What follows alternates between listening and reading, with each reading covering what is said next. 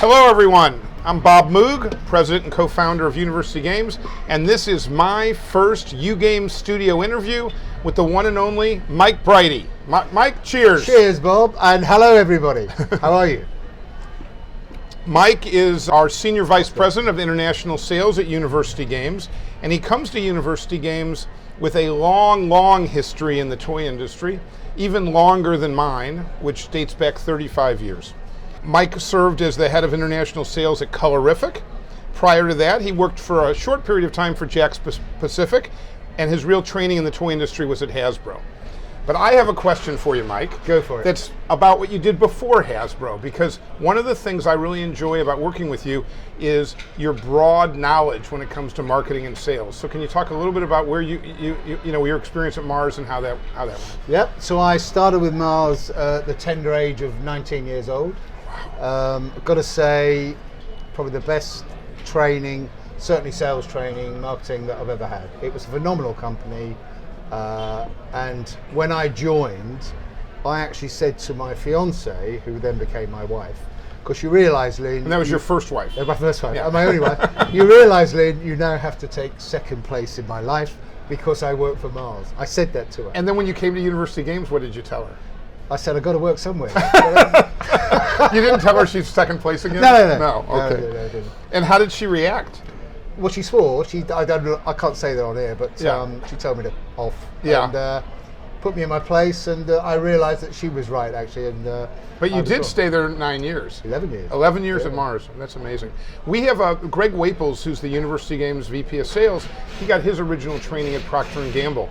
What do you think, having worked with all the different toy people you've worked with on 3 different continents, because you spent some time in Australia, UK, and now you work with us in the US, what's the difference, or what did you get out of the Mars training or a standard consumer products training that most toy people don't get from toy companies? Well, I think in fact, nearly all toy companies don't give sales training. Mm-hmm. They tend to employ people who have already had that basic FMCG training. Mm-hmm. And I think certainly the big companies like Procter, Mars, companies like that, they really value their employees. Their training is second to none, and you just feel part of the team. I had a fantastic 11 years. Hit the tender age of 30 and decided to take a year off and be with my kids for a year. Yeah. That's what I did. And what about your wife? Was she number 1 then, or was she after the kids? So she's never actually been number 1. She was then a poor number 3. She was a poor number 3. She was. But she then became number 1 after a while. After a while. Yeah. So if she held on long enough, so now she's number 1. Well, she's kind of an apprentice at the moment. Yeah, a little bit of a princess. Yeah, I'll never tell her this. I hope she never watches this. She's going to kill me. One of the things that I really like about how you do your job is that you really have a global approach. And in our catalog this year, we have on our cover where University Games has subsidiaries. And this is our US subsidiary. And then on the back, we have a subsidiary here in the UK, and we have one here in Australia.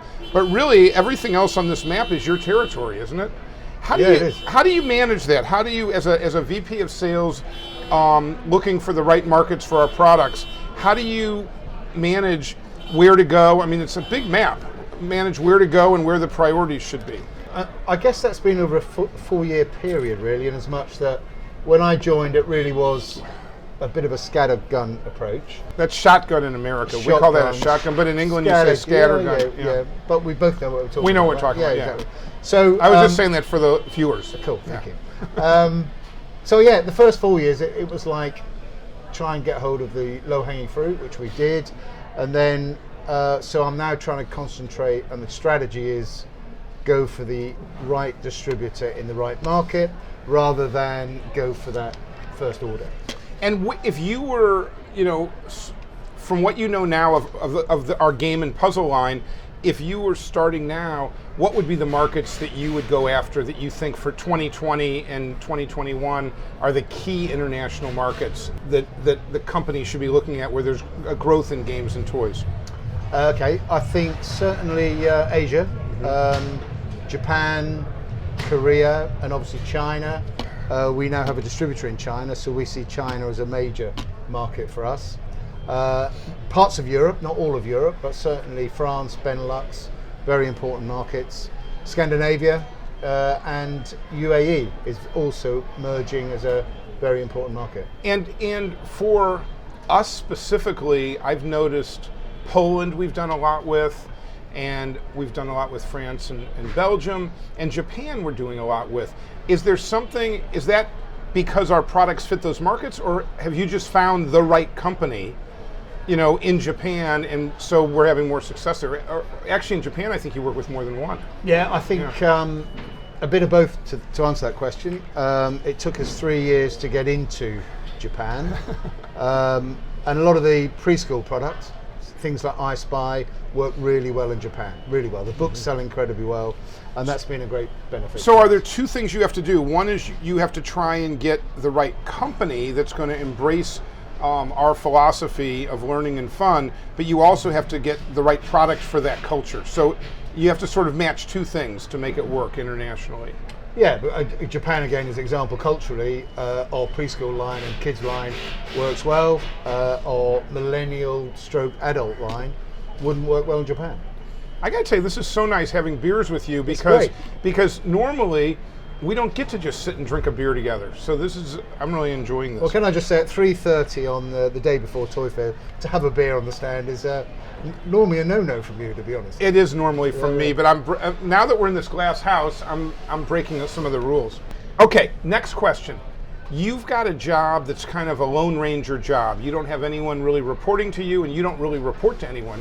You and I work together, but what do you like about your job? What are the things that make international sales interesting to you, and what are the things you enjoy? Well, the biggest thing, like all people who are motivated, I think, is to try and build a business. And that's the number one. So traveling to new markets, new cultures, I find that incredibly exciting, and incredibly exciting to try and build. Do you find, I know when I travel, I really love getting to know the people, going to different new cities, and then trying new foods. Do you find that as you travel around the world that you're getting to taste really interesting foods you've never had before? Well, do you know what, Bob?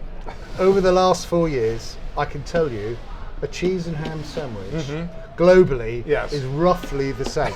So I get by with that. I don't problem with that. So you eat cheese and ham sandwiches everywhere you go? No, but most of the time. And then I'm like my food. And then being from the UK, do you find you can find a good Irish pub everywhere in the world? Always an Irish pub. You'll find an Irish pub nearly everywhere in the world. All right. This is mostly about games, and we're talking about your career and what you're doing. But what's your favorite game? Do you have a favorite game from when you were at Hasbro or from University Games that you like playing, or that you really think is a great game? Yeah. Well, as a kid, my favorite game, and still is, drafts or checkers. Checkers, yeah. And Buckaroo. They were my You liked Buckaroo? Loved Buckaroo. They were my two favorite games as a kid. And as an adult, funny 20 questions without question, and Trivial Pursuit. Trivial Pursuit are my favorite games of all time. And do you do okay with Trivial Pursuit? I don't sell it. No, but I'm saying in terms of playing I was playing it. I do bloody well. Yeah, I would think so. I would think you'd be good at that. I'm pretty good at that. Yeah. Because a lot of times people either feel dumb, like they can't do it, or they're kind of arrogant pricks. And so I could see how you like that. Yeah, you like I'm doing an that. arrogant prick. I really don't have anything else to say other than let's have Annika turn off the camera, enjoy the rest of our beers, and hope everybody enjoyed learning about Mike Brighty and learning about international sales. Thank you. It's been a pleasure. Thank you.